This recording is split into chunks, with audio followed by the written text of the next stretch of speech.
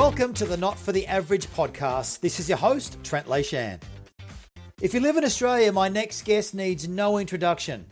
He's quirky, boldly opinionated, some would say polarising, and yet undeniably successful in his own right. Jeff Kennett is an ex-Victorian Premier and politician. He's the founding chairman of Beyond Blue, and he's the current president of the Hawthorn Football Club, among many other accolades and achievements, such as receiving Australia's then highest civilian honour when he was made a Companion of the Order of Australia. In this episode, Jeff and I talk leadership and political salesmanship. You could say the art of persuasion. We chat about controversial Victorian Premier Daniel Andrews, and we also talk Donald Trump. We explore what makes a truly world-class leader and influential salesperson and more. I think you're going to really enjoy this one. Let's go. Jeff Kennett, thank you for joining the Not For The Average podcast. Absolute pleasure. Lead on. Jeff, my first question. Do you consider yourself a salesperson? Yes, I do. Because I think in order to take people with you or to have them buy your product, whether it's a football club membership or a tube of toothpaste or a political party, you've got to be able to sell the message. You've got to be able to convince them that your product, what you stand for, is of value. So am I a salesman? Yes, I suppose I am. But I want to take it back a little bit. So you started your career in advertising, didn't you, working for Myer? Yes, I suppose so. During the school holidays, I used to go and work in their advertising department, which in those days was the preeminent place to work if you wanted to go into advertising. The training was good, the discipline was good, and you started from the bottom up. So my original first stint there was sweeping the floors and cutting out advertisements and putting them in guard book. And you learnt your trade as an apprentice. And then you found yourself in the army. Yes, I was called up and that meant my advertising career was over briefly. And I headed off for two years serving Her Majesty Queen and Country. And that concluded in 1970. What did you take out of that experience, Jeff? A very, very good 2 years. Although I was posted to Malaya and to Singapore. I wasn't in Vietnam, but I was a platoon commander. The training was excellent. The experience in dealing with young men at that time with the responsibility of their health being very much part of my remit, it stayed with me for the rest of my life. So then you got back into advertising after your 2-year stint in the military and started your own advertising company. Yeah, I went back into advertising at Myer and then to Clemenger's and then started my own company shortly afterwards. What on earth provoked you to get into politics from advertising? You were too young to remember, but we went through a period... Take that as a compliment. Yeah, no, it is a compliment. We went through a period when interest rates went up to 17.5% under Paul Keating. And that had a terrible effect on small business. So I, with a group of people, started an organisation, Save Our Businesses. And that got me interested in politics. And I put my hand up for pre-selection in 1975. Wow, Save Our Businesses. How did you go with that? Did it actually kick on? Well, the guy who made the badges, unfortunately, went out of business. But no, the rest of us kicked on. Ironically. And I got elected. And my whole argument for going into state politics was to make sure that small business had a very strong and to some degree independent voice. But politicians, obviously you had a successful career in politics, but what we see is childish antics in cabinet. We see corruption charges. We see a whole raft of things that you would say from a sales perspective are unethical. So, this sleazy reputation they have, Jeff, is it warranted? You, like most commentators, with due regard, have generalised, right? So you have taken the appalling performance of a few. Of a few, yes. And you have generalised and said, therefore, that all politicians are bad. That is not the case. There are many good, honest, honourable politicians who have gone in it into the profession not for money but to serve, and but it is unfortunate that the actions of a few mould the reputation of the majority or all. So I think politics is the most honourable profession you could possibly follow, and I feel very honoured that I was able to do so and privileged to have risen to the top of my little tree. But I do accept that the actions of some are unacceptable. Taint the many. A noble profession, you say, Jeff. So what makes a good politician or a skilled politician? I think that you've first of all got to learn your trade. There's nothing that prepares you outside of being in politics that prepares you for politics. You can have many degrees as you like, but you need to do an apprenticeship when you get in. And to get to the top of your tree, I think you need at least 12 to 13, 14, 15 years moving through the ranks as opposition, as a government, as a junior minister, etc. You need to understand how it works. I think you need to be a good communicator, because it's very hard for politicians to be successful unless they can not just sell their message, but also communicate their message. And there is a difference. And I think the other is to build a solid team around you. So no one can do anything on their own. I often cite the case of Cathy Freeman winning the race at the 2000 Sydney Games, and we all applauded her. But for years, and up until that moment, there were teams of people behind her, supporting her, getting her fit, getting her psychologically ready. So the way in which you lead your team and have a collegiate team is terribly important. Not that you want yes men and women, but you have men and women of ability who will speak frankly but will be part of an organisation kicking the ball in one direction. Jeff, you've got experience coming through the ranks. All the great leaders come from within usually, because they are a base within the organisation, learning their craft. Communication skills. You did say there's a difference between communicating and selling. Jeff, did you want to just elaborate on that? What do you see as the distinction? Simply, I think communicating is telling the message, explaining the reasons for. Selling is where you're promoting the message. So it's an entirely different thing. But, it is to me. I think communication is important, selling is important, but the best education you can get in life is to be able to communicate. Yeah, absolutely. So the messaging is really important with your communication, which is the belief in your why. So you've also got to promote that message. What about the relationship building element? Because to me, obviously pitching, getting deals over the line, pitching policy, but the relationship piece, how key is that? It depends who you're trying to influence, and there are different audiences. So your approach is going to be different to different subsets of society as a whole. So if you're a politician, you're talking to the public as a whole in real terms, right? Although, as a politician who is partisan, you will probably be able to identify those areas in which most people live who'll show no interest in your side of politics at all. Therefore, you'll go to what we call the marginal areas while trying to hold your own group together. So it depends. I mean, if you're selling cars and you're selling a spunky little unit, you probably wouldn't be trying to sell them to someone of my experience, but you might be my son. So the communication and your sales message is very different. Yeah, gotcha. Know your audience, know your customer is at the core of that. It's all about the customer. And it is the same thing in politics, in not-for-profits, in football clubs. It is your customer. You should be working in their interests, communicating with them, and then encouraging them to buy more of the product. Jeff, should we trust politicians? Yes. We should? Why? They continue to let us down. Like, I want to talk about a few in particular in a minute, but they do let us down. So why should we trust them? Oh, no, here you go again, with due respect. Some let you down. Some let you down, The vast majority of politicians are very honest and honourable men and women. Yes. True. Thank you for pulling me up on that again, Jeff. I've got a quote for you here. Yeah. Abraham Lincoln.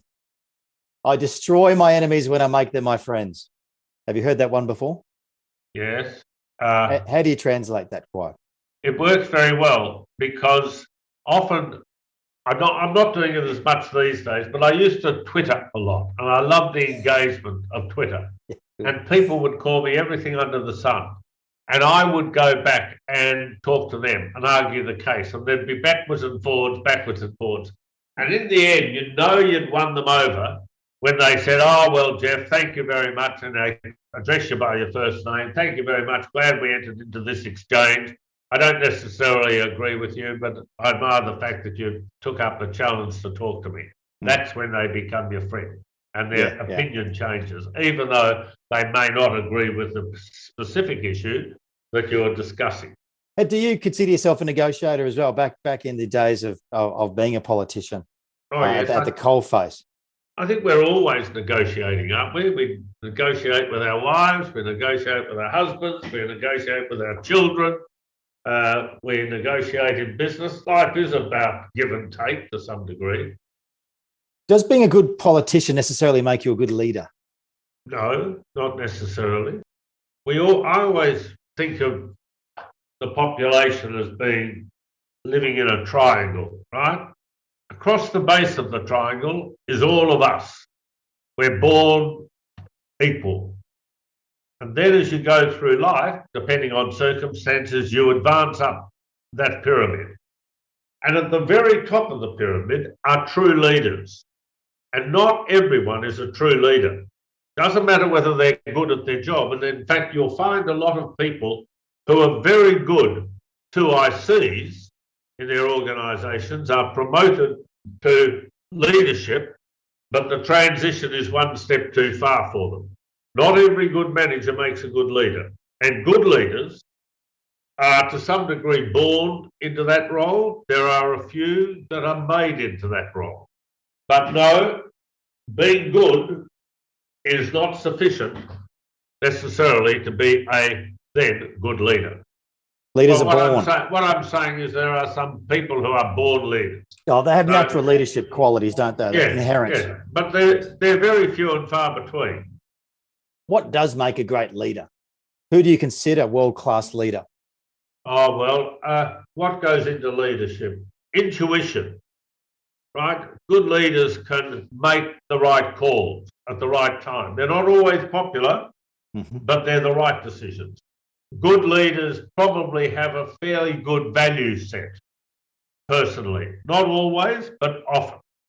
Good leaders are good communicators. But the most important thing about a good leader, I think, is intuition, right? They've got to know when to say yes and know when to strike, when not to strike. It's seizing the day. Who are good leaders? Well, the one I'm most impressed with internationally and has been for many years now is the German Chancellor, Angela Merkel. I was very impressed with Indira Gandhi. There's been a number of course, John Monash was, I think, in my opinion, the finest of Australian leaders. He was a military man, an engineer. So there's lots and lots of people who I think are outstanding natural leaders. When I say a lot, there's a few. And there's many who are elevated and do a reasonable job, but they're not outstanding. Jeff, you mentioned intuition being high on the list for what makes a really effective leader. Now, one of the things that I always question with the few politicians, not the many, Jeff, the few, is are they elite decision makers? So when you say intuition, are you also referring to, obviously the decision-making abilities? You look at an elite athlete. So is that what you mean by intuition? Or is it more esoteric? But in part. I mean, good leaders have got to have a vision. Good leaders have got to be able to have a plan. Good leaders have got to be able to put people around them to deliver that plan. But often that is not about just seeking popularity. It's about making decisions which people in time will come to recognise as having been the right decision. So you can take that to a corporate level, you could take it to a political level, you could take it to your family, but it has a universal application. Yes, conviction and resilience, Jeff, as well, to be able to hold your conviction. Okay, Jeff, one word, please, to describe, or one or two words you would use to describe Daniel Andrews. Human being. A human being. Okay. Not what I was expecting. Not what I was expecting. He's a human being. So you ask me for one or two words, I'll take two. He's a human being. Is that a political response? What do you think of his leadership style and his leadership capabilities over the last 2 years? I don't want to go too deep into this either. No, and I'm not, I don't really want to. Look, he's a strong leader within his own environment. He doesn't take enemies. I don't agree with a lot of what he has done, obviously, and would have done them differently. But, you know, that's what it is. I mean, he's the Premier. He's pulling the levers. I'm a superannuant. I mean, he's human. I've eaten with him. I've played golf with him. Yeah. Privately, we get on all right, and I'm sure we still would if we had the opportunity. Yeah. But politics, you often find after one leaves politics that you strike up very good relationships with those on the other side. Mm. And that is true of life. And I've done it with many of people I've worked with in the past. And I have no doubt that in due course, the same will apply with Daniel. Got you. Battle hard on the field and shake hands afterwards. And move on. Life is short. Well, I love the response, Jeff, actually. He's human. Are you going to give me the same for the second question, which is one or two words to describe Donald Trump? Well, he unfortunately has no concept of how to lead a team. And if you can't lead a team, if you abuse them, if you continually change them over, the public have no confidence in the product.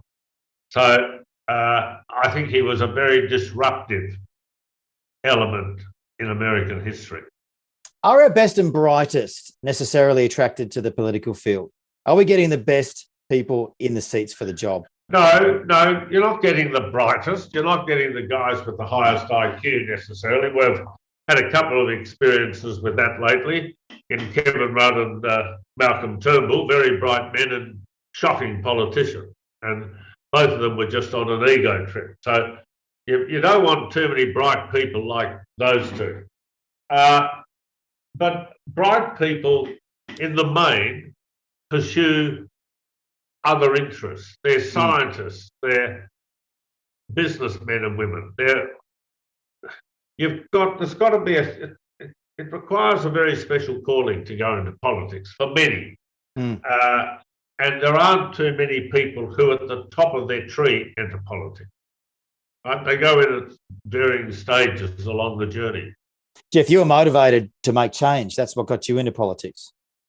Yes, in part, certainly. But I've got to say, A, I'm not very bright. And secondly, I was prepared to do the hard yards. I was prepared to learn my trade as a backbencher. I have a question here, which we call a masterful question, from a boom client, Richard Leyshan, who is the managing director from Australia. And his question was, where have all the great leaders gone, Jeff? Nobody is selling hope anymore. No, well, I agree with that in part. And that's because recently, for the last 2 years, we've had this awful pandemic. And people, when it arrived, we had no idea of how to address it. We know a lot more today than we did then. So in many ways, the good leaders have remained silent, particularly if they're commercial leaders. They've got on with running their businesses, and some have done it very, very well indeed. But good commercial leaders very rarely want to get involved in the public debate. They're worried about the ramifications from those who are elected to office. But leaders do emerge, and they will in the future, and they won't be necessarily the brightest boy or girl on the block. They'll be the people who learn their trade, and have good values, work hard, and have a vision for where they want to take whatever their responsibility is.